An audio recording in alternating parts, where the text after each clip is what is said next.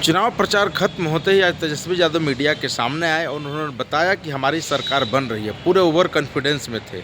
महिलाओं की तमाम योजना गिनाने के साथ साथ 30,000 रुपया 14 तारीख को मकर संक्रांति के दिन उनके अकाउंट में डाल दिया जाएगा, ये उन्होंने घोषणा किया।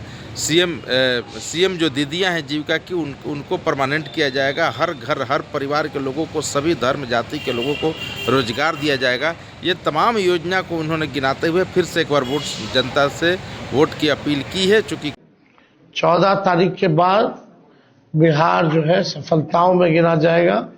सबसे विकसित राज्यों में बिहार जो है गिना जाएगा, जहां फूड प्रोसेसिंग यूनिट्स लगेंगे, जहां एग्रो बेस्ड इंडस्ट्री लगेगी, जहां पढ़ाई, दवाई, कमाई, सिंचाई की अच्छी व्यवस्था होगी, जहां आईटी हब होगा, एजुकेशनल सिटीज होंगे, सुपर स्पेशलिटीज हॉस्पिटल बनेंगे और किसी बिहारी भाई को दूसरे राज्य ना जाना पड़े, ऐसा बिहार जो है हम लोग बनाएंगे। कल मतदान होना है। ऐसे में जो बची सीटें 122, उसमें से अधिक सीटें अपने खाते में लाई जा सके, इसके लिए तेजस्वी यादव तत्पर हैं। एक ओवर कॉन्फिडेंस यह भी उनका दिखा है कि तेजस्वी यादव का जो सरकारी आवास है उस पर नेता प्रतिपक्ष का जो बोर्ड लगा था, उस प्रतिपक्ष के बोर्ड को हटा दिया गया है। अब वो विक्ट्री का साइन दिखाते हुए वो गिजरे हैं गाड़ी में बैठ करके। और दूसरी तरफ देखिए, तेजस्वी यादव का जवाब रविशंकर प्रसाद ने दिया, बीजेपी के सीनियर लीडर ने, कि बिहार में कितने इंडस्ट्री लगे हैं। पूरा डाटा और खाका ब्यौरा के साथ उन्होंने बताया है कि बिहार में कितने इंडस्ट्री लगे हैं। तेजस्वी यादव राहुल गांधी की तरह होमवर्क नहीं करते। अब राहुल गांधी के साथ रहते हैं तो संगत का असर है, उन्हीं के साथ रह करके ऐसे ही जो कुछ मन में आए बोल देना है। वो बिहार को एक चमका के रख देंगे, चांद तारा दे देंगे। लेकिन बीजेपी उससे पहले जितना काम किया, एनडीए जितना काम किया, उसका कोई जोर नहीं है, कोई मुकाबला नहीं है।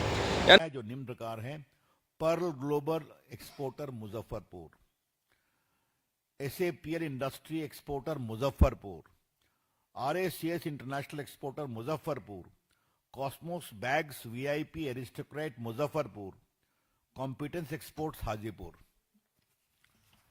ये तेजस्वी का जवाब मैं दे रहा हूं। Zeel rainwear, India's largest rainwear, Hajipur. Modular exports factory लग रही है। पटना में RK industry manufacture of Ralph Lauren shirts, आपको मालूम है। बेगूसराय आदित्य बिरला ग्रुप की इंडस्ट्री लग रही है। मधुबनी में Modelama RPM fab, Ludhiana based industry आ रही है।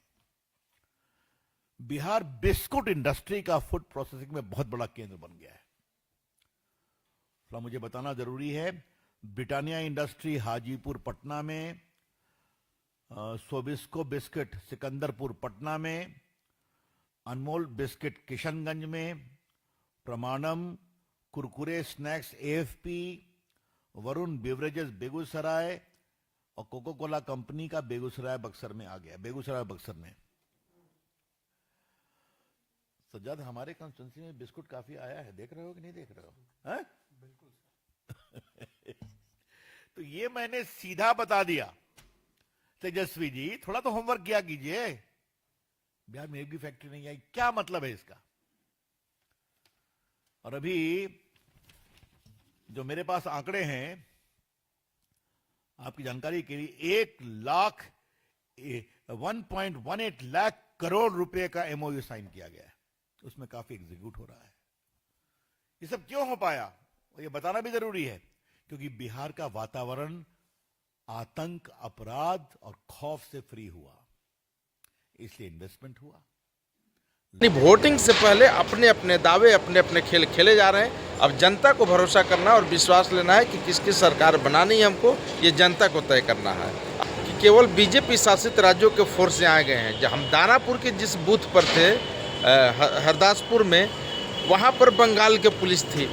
अब दानापुर में 6 तारीख को जो वोटिंग हुई थी, उसमें 10 बूथ पर हमने घूमा, सभी जगह बंगाल के पुलिस थी, कहीं असम की पुलिस मिली। लेकिन ऐसा नहीं है कि बीजेपी शासित राज्यों की पुलिस ही मिली थी। तो तेजस्वी यादव का ये आरोप तक गलत है। दूसरा है कि अगर ऑब्जर्वर आ रहे बीजेपी शासित प्रदेश से, तो ये चुनाव आयोग का मसला है। क्या चुनाव आयोग इतना कमज़ोर है कि कहीं से उठा के ला के रख दे रहा है और तेजस्वी यादव को हराने के लिए?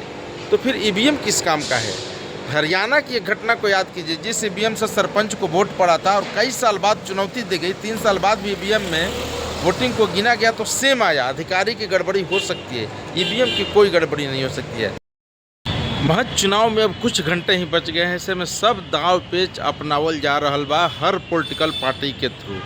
आप जरूरत तेजस्वी के बात सुननी, ओकरा बाद रविशंकर प्रसाद जी के बीजेपी के बात सुन लेनी। अब कांग्रेस कह रही है कि सीएम आवास से फाइलें गायब किया जा रहा है। इसी तरह जेडीयू से कहा जा रहा है कि तेजस्वी मुख्यमंत्री बन जाए, शपथ ले लें। उनको रोका कौन है? कांग्रेस के नेता के सामने खड़े हो जाएं और शपथ लें, इसके लिए कोई रोका तो उनको है नहीं। अगर इतना ओवर कॉन्फिडेंस में है कि वो आ रहे हैं तो तुरंत शपथ ले लें। चुनाव आयोग पे आरोप लगा रहे हैं, पुलिस बल पे आरोप लगा रहे हैं कि चुनाव आयोग बीजेपी शासित राज्यों से पुलिस बल लाया है। साथ ही चुनाव आयोग आंकड़ा अभी तक जारी नहीं किया, इसका आरोप लगा रहे हैं। सीसीटीवी कैमरा से लेकर सब कुछ बंद हो रहा है। चुनाव आयोग पर तमाम तरह के आरोप तेजस्वी यादव लगातार लगा रहे हैं। इस बीच में चुनाव आयोग मौन है, क्योंकि उसको कल का अपना वोटिंग कराना है। कल के वोटिंग के बाद कितना दावा किसका होता है, कितना सच होता है, वो तो 14 तारीख को पता चलेगा। लेकिन सियासत का माहौल आज पूरा हॉट है, गर्म है, क्योंकि